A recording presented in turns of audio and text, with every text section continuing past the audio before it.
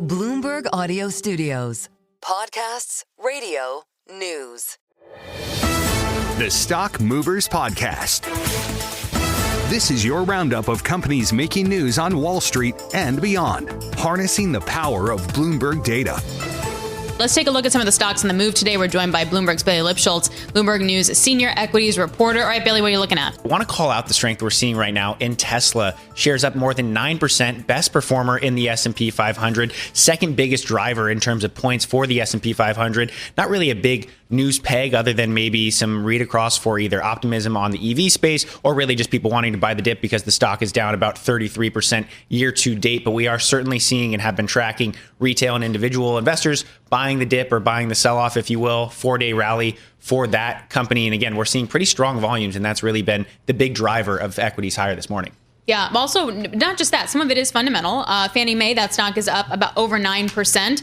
Again, we're in this privatization kick, right, with Fannie Mae and Freddie Mac? We're back. Both stocks trade in the pink sheets. So you got to keep in mind that this is still government held, but there's a risky asset. So both shares up more than 8%. As you mentioned, Fannie Mae trades under the ticker FNMA, Freddie Mac, FMCC. Both stocks up more than 270% in the last 12 months, really betting on potential privatization. The latest rally today coming after the Wall Street Journal reported that Federal Housing Finance Agency Director Bill Pulte, as well as Treasury Secretary Scott Bessent, talking about privatization efforts, what it could mean for these companies as well as the U.S. consumer. Big question is, how does this actually get done? What does that path look like? And one word of caution for investors, when I talk to bankers and lawyers that operate in the ECM space, there's a lot of uncertainty around what the pink sheets actually would be worth in an IPO. So certainly something to keep an eye on, but we've been using that as a gauge of sentiment, and an 8% move is nothing to bat an eye against. What about Microstrategy? The Bitcoin proxy company announcing that it bought about $584 million of Bitcoin. The stock does trade pretty much wherever Bitcoin does. Bitcoin right now up about 3.4%. MSTR shares up more than 6%.